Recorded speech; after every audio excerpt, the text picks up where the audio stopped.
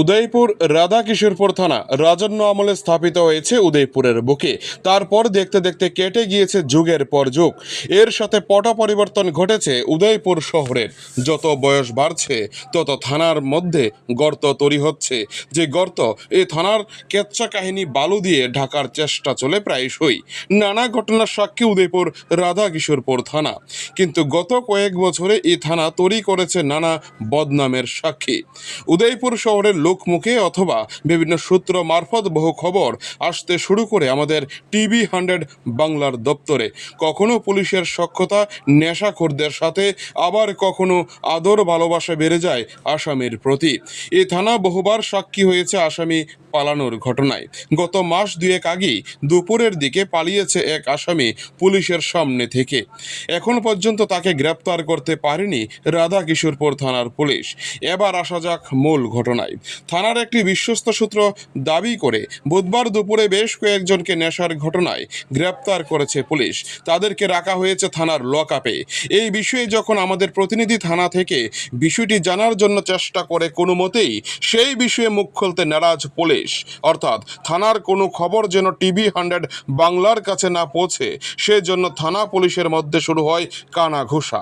পুলিশের আরেকটি বিশ্বস্ত সূত্র দাবি করে তাদেরকে কিভাবে পার পাইয়ে দেওয়া যায় সেই বিষয়ে চলছে বিভিন্ন আনাগোনা।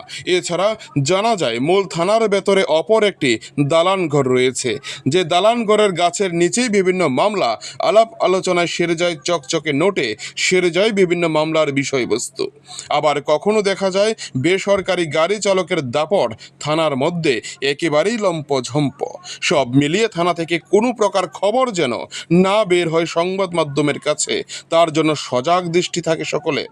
বুধবার রাতে নেশাখোর এবং নেশা বিক্রেতা তাদের কোনো ধরনের তথ্য যেন টিভি 100 বাংলা না পেয়ে যায়, তার জন্য একদিকে যেমন মুখ খুলতে নারাজ, অন্যদিকে বারবার বিভিন্নভাবে ফোন করে জানার চেষ্টা হচ্ছে কেন, কি কারণে এই তথ্য। আমরা কখনো রফা দফার সংবাদে বিশ্বাসী নই। এবার প্রশ্ন হলো, একের পর এক শহর লাগোয়া বিভিন্ন এলাকায় হচ্ছে চুরি, পাশাপাশি বুধবার দুপুরে ঘটে গিয়েছে থানা থেকে একেবারে ঢিল ছোড়া দূরত্বে দুঃসাহসিক বড় চুরি। কিন্তু পুলিশ কেন এখনো বড় কোনো পদক্ষেপ নিতে পারছে না?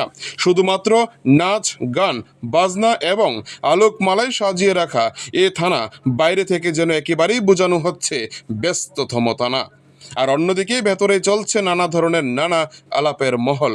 এবার দর্শক বন্ধু, আপনাদেরকেই বুঝতে হবে, বাকিটা ইতিহাসের পাতায় লেখা হিসাবে যেন থেকে থাকে আগামী ভবিষ্যতের কাছে, তা আপনাদের বুঝতে হবে। কিন্তু আমাদের কাছে নাম তথ্য সহকারে যে সংবাদের ডাটা ইতিমধ্যেই এসে গিয়েছে, ধীরে ধীরে আগামী দিনে প্রকাশ করা হবে এই সকল সংবাদগুলি। এখন এই সংবাদে আপনাদের সামনে মাত্র তার খানিকটা তুলে ধরা হলো। এই ধরনের জানা অজানা নানা কাহিনী জুড়ে রয়েছে রাধাকিশোরপুর থানার মধ্যে। Bureau report, TV 100 Bangla.